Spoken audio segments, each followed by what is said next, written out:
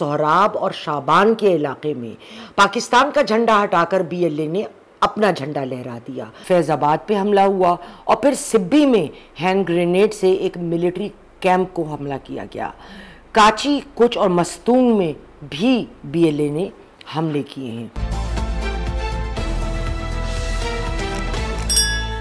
अस्सलाम वालेकुम ख़वातीन व हज़रात, मैं हूँ आपकी मेज़बान यास्मीन आफ्ताब अली, चैनल यास्मीन आफ्ताब अली, प्रोग्राम यास्मीन आफ्ताब अली के साथ। आज ख़वातीन व हज़रात हम गुफ्तगू करेंगे बलूचिस्तान में होने वाले वाक़यात पे, जिससे हमने कबूतर की तरह नज़रें बंद की हुई हैं और मीडिया भी इस पर ज़्यादा गुफ्तगू नहीं कर रहा। मुझे चंद दिन पहले मेरी गुफ्तगू हुई एक बहुत बड़ा नाम बलूचिस्तान से, मैं उनका नाम नहीं ले सकती।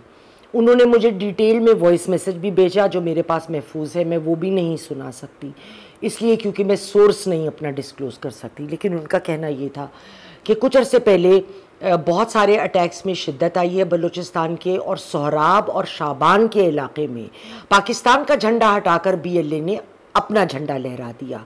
जी ख़वातीन व हज़रात, आप दुरुस्त सुन रहे हैं, शाबान और सोहराब में बीएलए ने पाकिस्तान का झंडा हटाकर अपना झंडा लहरा दिया। ये हालात क्यों कर डेवलप हुए, बीएलए का नैरेटिव क्या है और इस वक्त एग्जैक्टली वहाँ की क्या पोजीशन है, हम उस पर गुफ्तगू करेंगे। लेकिन इससे पहले कि हम अपने प्रोग्राम की तरफ जाएं ख़वातीन व हज़रात, चैनल यास्मीन आफ्ताब अली को ज़रूर सब्सक्राइब करें और बेल आइकॉन दबाकर, ताकि हमारे सारे प्रोग्राम डायरेक्टली आप तक पहुँचें। प्रोग्राम पसंद आए तो कमेंट करें, लाइक करें और शेयर करना ना भूलिए। जिरगा एक था ग्रैंड जहाँ सारी दुनिया पहुँची थी, चीफ भी वहीं मौजूद थे। अब आपको पता होगा कि कोयटा से आधा घंटा की ड्राइव पर शाबान का इलाका है। जब ज़ियारत से आप कुछ ऊपर जाते हैं, वहाँ माइनिंग होती है और जो लोकल पठान हैं वहाँ पे माइनिंग करते हैं। दूसरा इलाका सोहराब का है। यहाँ आकर बीएलए ने हाल ही में बैंकों को भी जलाया, लूट कर पैसा सारा ले गए, रास्ते बंद हैं, लोग तालियां बजा बजा कर उनका इस्तकबाल कर रहे थे। मुझे मेरे सोर्स ने कहा कि मैं आपको इसकी वीडियो भी भेज सकता हूं, लेकिन मैं डरता हूं व्हाट्सएप पे इस तरह की वीडियो भेजने से। तो है वो प्रूफ भी मौजूद, लेकिन आगे मुझे भेजा नहीं गया है अभी तक।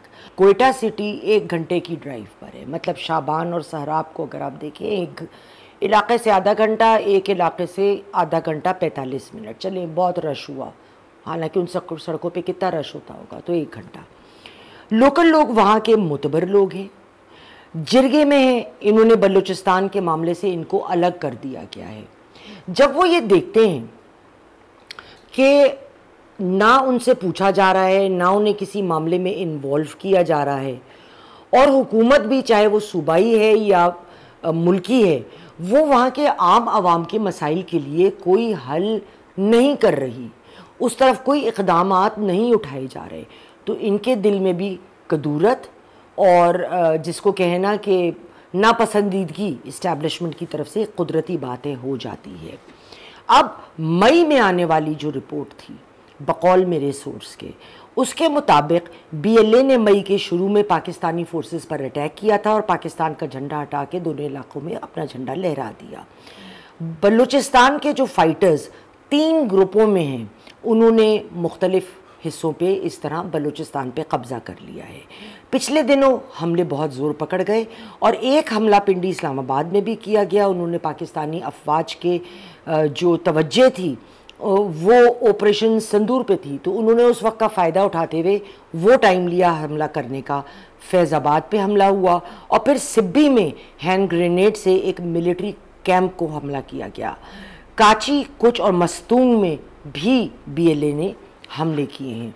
अच्छा ख़वातीन व हज़रात, बात यह है कि ये तो हालात बहुत बुरे हैं, बहुत ज़्यादा ख़राबी की तरफ माइल हैं, लेकिन अब सवाल ये है कि बीएलए का अपना नैरेटिव क्या है, बीएलए किस तरह लोगों को अपनी तरफ माइल करते हैं। वो बात अपनी जगह है कि पाकिस्तान जो है वो जानता है, उसके पास सारे हक़ाइक़ और सबूत मौजूद हैं कि इंडिया फंडिंग भी कर रहा है बीएलए की, वो बड़ी मेजर फंडिंग है जो उनको उधर से आती है। लेकिन बीएलए का नैरेटिव क्या है? नंबर 1 तो सबसे बड़ी देखिए जो डिससेटिस्फैक्शन है लोगों की सूबाई हुकूमत और मुल्की हुकूमत की जानिब से। हम अगर अपने घर का कुआड़ खुला रखें फिर हम ये कहें कि चोर क्यों घुसा। तो अगर आप लोगों के मसले हल करने की तरफ जाएंगे ही नहीं, आप उनके मसले हल नहीं करेंगे, तो अगर उनको एक गलत ऑप्शन भी नज़र आएगा, एक सेकंड ऑप्शन नज़र आएगा, तो वो उस तरफ जाएंगे। और मेरी रिपोर्ट के मुताबिक, मेरे सोर्स के मुताबिक, कि जो लोग उनको नहीं भी सपोर्ट कर रहे हैं बीएलए को इस वक्त, वो सपोर्ट करने पे अपने जान की तहफ़्फ़ुज़ की वजह से बहुत मजबूर हैं। दूसरा, बीएलए मुख्तलिफ फ्रंट्स पर अटैक करके फ़ौज की तवज्जो मुख्तलिफ जानिब मबजूल करा के रखती है।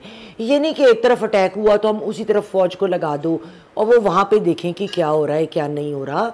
एक जगह अटैक होगा, फिर आपको चंद घंटों में दूसरी जगह अटैक होगा, कहीं आपको 2 दिन बाद पता चलेगा कि तीसरी जगह अटैक हुआ है। तो उनकी तवज्जो फ़ौज की बहुत जानिब बढ़ जाती है। और जो है वो उनके जो मीडिया आउटलेट्स हैं वो बड़े सरगर्म हैं सोशल मीडिया नेटवर्क के ऊपर। वो बड़ी तेज़ी से अपनी जो कामयाबियां हैं, जो वो बॉम्बिंग करते हैं, जो वो हैंड ग्रेनेड्स फेंकते हैं, जहां वो उनके नज़दीक कामयाबी है कि जी उन्होंने झंडा लहरा रहा है वगैरह, वो सब बड़े ज़ोर और शोर से उनके सोशल मीडिया पे करा जाता है। और मैं ये ताज्जुब में हूँ कि जो हमारी अथॉरिटीज़ हैं वो किधर सो रही हैं, वो क्यों नहीं ये देख रही कि सोशल मीडिया पे क्या कुछ आ रहा है। और मुझे अक्सर लोग बड़ी चीज़ें सोशल मीडिया की, अनवेरीफाइड अकाउंट्स, कौन है पीछे, किसने खोला हुआ है, कुछ पता नहीं, उनका मटेरियल भेजते हैं कि मैम ये दुरुस्त है, ये दुरुस्त है। अभी भी एक इंडिया के मेरे सोर्स हैं, उन्होंने मुझे कुछ भेजा था कि मैम ये दुरुस्त है, तो मैं हंस पड़ी। मैंने कहा भाई साहब जाने दीजिए, पैसे आप दे दें लिफाफा दे के तो कुछ भी लिखा लें, हक़ाइक़ इसके बरक्स हैं। तो कहने के इसीलिए मैडम मैं आपसे पूछ रहा हूँ, आप बात दुरुस्त करती हैं, चाहे आपका जो भी अपना यकीन हो, आपकी अपनी मर्ज़ी हो किसी भी सियासती मामलात में, लेकिन जो फैक्ट होता है आप उसी पर बात करती हैं। मैंने कहा जी ज़रा नवाज़ी आपकी, लेकिन हम जैसे लोग तो बहुत कम है ना, आटे में नमक के बराबर हैं, जिनसे कोई पूछ लेगा और वेरीफाई कर लेगा। ज़्यादातर लोग तो वो हैं जो वो कुछ देखते हैं उस पर यकीन भी रखेंगे, गौर भी करेंगे और फिर कहेंगे भाई ये तो बड़े अच्छे लोग हैं, यहाँ तो सारे मामले ये हैंडल कर रहे हैं, हुकूमत तो कुछ कर ही नहीं रही। ख़वातीन और हज़रात, इस नोट के साथ अगले प्रोग्राम में फिर मिलेंगे। खुदा हाफ़िज़।